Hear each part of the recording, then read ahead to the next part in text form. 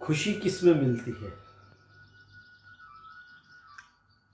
किसी को खुशी खेलने से मिलती है, किसी को खाने से मिलती है, किसी को घूमने से मिलती है, लेकिन आत्मा को खुशी किससे मिलती है? ये तो मन की खुशी है। आइए साथियों, आज एक आत्मा की खुशी के लिए, आत्मा की प्रसन्नता के लिए एक भक्त ने क्या किया, एक अद्भुत कथा सुनते हैं। राधे राधे, हरे कृष्णा में विकास अग्रवाल। मेरा उद्देश्य ठाकुर जी की कथाओं का, उनके भक्तों की भक्ति का, ठाकुर जी के प्रेम का प्रचार प्रसार करना है। और आपसे आशा करता हूँ आप इसमें मेरा सहयोग करेंगे, वीडियो को शेयर सब्सक्राइब करके, ताकि हम जन जन तक श्री हरि की कथाओं को पहुँचा सकें। ये बात उस वक्त थी जब हम मुगल साम्राज्य के अधीन थे। साथियों, सब जानते हैं जब मुगल साम्राज्य का, मुगलों का राज था और 1947 तक हम कितने क्रूर समय से बीते हैं, गुजरे हैं। हमारा जीवन सबका अस्त व्यस्त था। उस समय पर अंग्रेज का एक सिपह सालार था, उसको एक अजीब, मतलब उसकी एक इच्छा अजीब होती थी, जैसे हमने कभी देखी भी नहीं और सुनी भी नहीं, सिवाय उनके। वो किसी का सुंदर बच्चा देख लेता था तो उसे उठा के ले जाता था। अब चूंकि मुगलों का सिपह सलार था तो कोई विरोध भी नहीं कर सकता था, कि विरोध करेगा तो मुगल, सबको पता है क्या हासिल करते थे। तो बाकियों की जान की सलामती के लिए कोई कुछ कह नहीं पाता था। लेकिन वो क्या करते थे, जो सिपह सलार थे, वो उस बच्चे को ले जाते थे, कुछ नहीं करते थे, खिलाते पिलाते थे सब कुछ। बच्चा खाता रहता था, बच्चा खेलता रहता था, बच्चा बैठा रहता था या रोता रहता था, कुछ भी करता था बच्चा, बस वो उसे निहारते रहते थे। वही, और शाम को उसके घर छोड़ देते थे, कह के अगले दिन फिर आऊंगा, फिर ले जाते थे, फिर यही करते थे। तो एक दंपति का ऐसे ही बहुत सुंदर सा बच्चा खेल रहा था। अपनी आदत के अनुसार उनकी निगाह जब पड़ी उस पर, वो ले गए। उन्हें पता था कि इनकी आदत क्या है। तो सायकाल का इंतजार करने लगे और सायकाल को बच्चे को छोड़ गए। अगले दिन फिर ले गए, फिर सायकाल छोड़ गए। ये क्रम लगातार चलता रहा। अब वो दंपति एक महर्षि को गुरु मानती थी। तो एक दिन गुरु जी उनके यहाँ पधारे। तो जब उनको निराश हताश देखा तो महर्षि ने उनसे पूछा कि इसका कारण क्या है। उन्होंने बताया, जी महाराज ऐसे ऐसे बात है। मैंने कहा ठीक है, आने दो, शाम को मैं उससे बात करता हूँ। तो शाम को जब वो सज्जन आए, उन्होंने उनसे पूछा कि आप बच्चे को ले आके क्या करते हैं। तुमसे मतलब नहीं, बस जिज्ञासा थी, जानना चाहते थे। एक महर्षि की जिज्ञासा को तो शांत आप कर ही सकते हैं, आप तो राजा के सिपह सालार हैं। तो मैं कहा कुछ ही नहीं करता, जो बच्चा मुझे सुंदर दिखता है, मन को मेरे भा जाता है, मैं अपने मन की शांति के लिए उसको ले जाता हूँ और निहारता रहता हूँ। बच्चा खेलता है, बच्चा खाता है, बच्चा सोता है, कुछ भी करे, बस मैं उसे देखता रहता हूँ। तो इससे क्या होता है कि इससे मेरे मन को शांति मिलती है। मैंने कहा मन की शांति के लिए आपने इतना कुछ किया,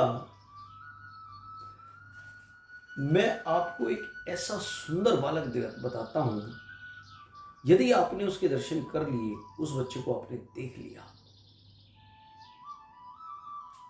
तो मन तो छोड़ो, आपकी आत्मा की भी शांति हो जाएगी, आत्मा भी तृप्त हो जाएगी आपकी। एकदम घोड़े से उतर गया, कहता जल्दी बताओ कहाँ मिलेगा वो बालक। मैं कहा दूर नहीं है, बस कुछ दिन का सफर है और वृंदावन में वो बालक विराजता है। अच्छा, क्या नाम है उस बालक का? तो उन्होंने उस समय जैसे भी छवि बनाया करते थे, एक सुंदर छवि बनी हुई थी, एक कपड़े का, जैसे पत्र लिखने का कपड़ा होता है उसके ऊपर एक बहुत सुंदर छवि बनी हुई थी बालक की। वो छवि उन्हें दिखाई, छवि हमारे माखन चोर मनमोहन घनश्याम की छवि, हमारे ठाकुर जी की छवि। वो छवि देखकर मोहित हो गया। साथियों, उस वक्त भी ऐसे कलाकार थे जब फोटोग्राफी का युग नहीं था, तो वो अपनी हस्तकला से आज से भी उन्नत किस्म की फोटो बना दिया करते थे। फर्क सिर्फ इतना है कि आज क्लिक करो और इधर मशीन से प्रिंट आउट जरा सी देर में आ जाता है, उस वक्त समय लगता था। तो वो छवि लेकर के वो वृंदावन चला गया और वृंदावन जाकर के सबसे पूछने लगा ये बालक कहाँ मिलेगा। अब वृंदावन में पूछोगे तो कान्हा कहाँ मिलेंगे, तो वृंदावन वासी तो या वृंदावन में आने वाले तो यही कहेंगे ना कि सब जगह कान्हा कान्हा है। कहाँ कान्हा नहीं है वो जगह बताओ। लेकिन उनकी संतुष्टि नहीं हुई, क्योंकि उनको आदत मन की आंखों से देखने की नहीं थी, उनको आदत थी तन की आंखों से देखने की। जब तक वो अपने तन की आंखों से उस सुंदरता को देख न ले, तब तक उनकी आंखें तृप्त नहीं होती थी, मन तृप्त नहीं होता था। लेकिन महर्षि ने तो कहा कि आपकी बार आपकी आत्मा तक तृप्त हो जाएगी। वो ढूंढने लगे, गली गली, घर घर, मोहल्ले मोहल्ले, सब जगह, यमुना के तट पर, बंसी के वृक्ष पर, कहाँ नहीं ढूंढा, सब जगह ढूंढने लगे। और ढूंढने में उनकी आसक्ति, उनकी भक्ति प्रगाढ़ होती चली गई। कान्हा जी की ऐसी कृपा हुई।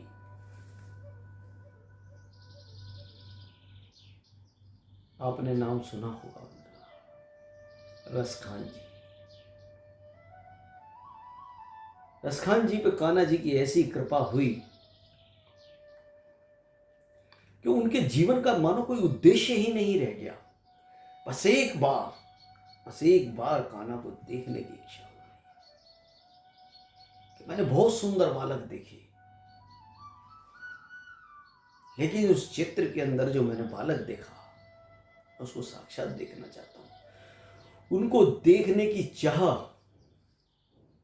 रसखान जी को इतनी पड़ी कि दिनों दिन न खाने का होश, न पीने का होश, न नींद, न आराम का होश, बेसुध होकर सब जगह बस कान्हा को ढूंढते रहे, बस कान्हा को ढूंढते रहे। इस बीच उनके महाराज को जब पता चला कि रसखान यहाँ नहीं है, तो वो खुद देखने आए कि मैं उन्हें वापस लेके आता हूँ। एक बहुत अच्छे सिपह सालार है, उनकी हमें ज़रूरत है। वृंदावन आए, लोगों से पता किया कि ऐसे ऐसे आए हैं। चूंकि वहाँ तो उन्हें कोई पहचानता नहीं था, तो परेशान होकर राजा भी यमुना किनारे बैठ गए, सोचने लगे कहाँ ढूंढा जाए। तभी सामने से एक दाढ़ी बड़ी हुई, कपड़े फटे हुए वैराग्य इंसान आता दिखाई दिया। जैसे जैसे नजदीक आने लगा और राजा ने जब उसे गौर से देखा, तो पता चला ये तो रसखान है। जब राजा ने रसखान की हालत देखी और रसखान को कान्हा कान्हा करते हुए देखा, कब आओगे मेरे कान्हा, कब मिलोगे मेरे कान्हा, मैं तुम्हें देखने के लिए बेचैन हूँ, मैं तुम्हें मिलने के लिए बेचैन हूँ। जो तड़प देखी, राजा समझ गए कि ये रस खान वो रस खान नहीं है जिसकी एक ओंकार से दुश्मनों की नींवें तक हिल जाती थी। ये रस खान वो रस खान नहीं है। एक तो भक्ति में सरोवर हो गया, अपितु पहले तो इसको ले जाना ही मुश्किल है, और ले भी गए तो ये मेरे किसी काम का नहीं है। तो राजा वापस चला गया और रसखान जी अपनी भक्ति में डूब गए, लिप्त हो गए उस कान्हा के प्रेम में, उस कान्हा को पाने की चाह में।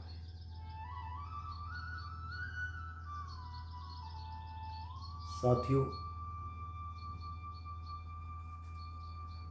जब भक्ति विश्वास से होती है, प्रेम से होती है, जब कान्हा को देखने की चाह होती है, तो वाकई में कुछ भी अच्छा नहीं लगता। और हम और आप में से बहुत लोग ऐसे हैं जो वृंदावन जाते हैं, बिहारी जी के दर्शन करते हैं, उनके विग्रह के दर्शन करते हैं। उस विग्रह की ललक, दर्शन की ललक जब तक हमें लगी रहती है, तब तक हमारे मन को शांति नहीं मिलती, आत्मा को शांति नहीं मिलती। लेकिन रसखान जी तो विग्रह नहीं, साक्षात कान्हा को देख रहे थे। देखने की उनकी चाह थी, वो चाह उनकी पूरी भी हुई। आपने बहुत सुना भी होगा, बहुत पढ़ा भी होगा उनके बारे में। ऐसी भक्ति, ऐसी अटूट भक्ति, क्या करें। कान्हा है ही इतने मनमोहक, नहीं भी चाहोगे ना तो भी आपका चित्त चुरा लेंगे। मैंने भक्त माधवी की कथा में भी आपको ये चीज बताई थी कि कैसे कान्हा जी किसी के भी मन को मोह लेते हैं। उनकी एक मुस्कान इंसान को प्रेम में, भक्ति में डुबा देती है। उनका सानिध्य जिसको प्राप्त हो जाए, उसको दुनिया में कुछ अच्छा नहीं लगेगा, कभी भी नहीं लगेगा, लग ही नहीं सकता। क्योंकि प्रेम, कान्हा को पाने की चाह जिसकी प्रगाढ़ होगी, हो ही नहीं सकता कान्हा उससे ना मिले। साथियों, भक्त रसखान इतने बड़े भक्त हुए। बहुत सारे भक्त ऐसे हैं, बहुत सारे लोग ऐसे हैं जिनकी आसक्ति धन, दौलत, यौवन इनमें होती है, लेकिन उनकी आसक्ति जो एक सुंदरता में थी, और जो कान्हा की छवि को देख करके कान्हा में आसक्ति हो गई, उनको कहाँ से कहाँ ले गई। कहाँ वो दूसरे धर्म के लोग थे, कहाँ वो बुत परस्ती के अंदर विश्वास न करने वाले लोग थे, और कहाँ हमारे मोर मुकुटधारी को देख के ऐसे मोहित हुए कि इंसान का जो असली लक्ष्य है, बस उस लक्ष्य को केंद्रित कर लिया, उस लक्ष्य को पा लिया। हमारा लक्ष्य क्या है? रोटी, कपड़ा, मकान या परिवार बढ़ाना नहीं। हमारा लक्ष्य है साक्षात नारायण के दर्शन करना, साक्षात नारायण में लीन हो जाना, उनसे रोज मिलना।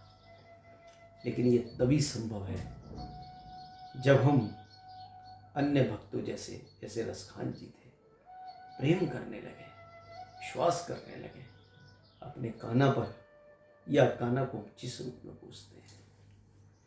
तो अपने प्रेम और विश्वास को मजबूत रखिए, ईश्वर में सदा अपना प्रेम रखिए, चाहे आप ईश्वर को किसी भी रूप से पूजते हैं, और विश्वास रखिए कि कोई आपका साथ दे या ना दे, कोई आपके साथ हो या ना हो, श्री कृष्ण को आप अपने साथ हमेशा, हर जगह, हर स्थिति में, हर वक्त पाओगे।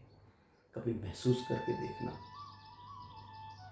कभी एहसास करके देखना, उनका एहसास होगा, साक्षात भी होगा, एक दिन ऐसा भी आएगा। हरे कृष्णा, राधे राधे।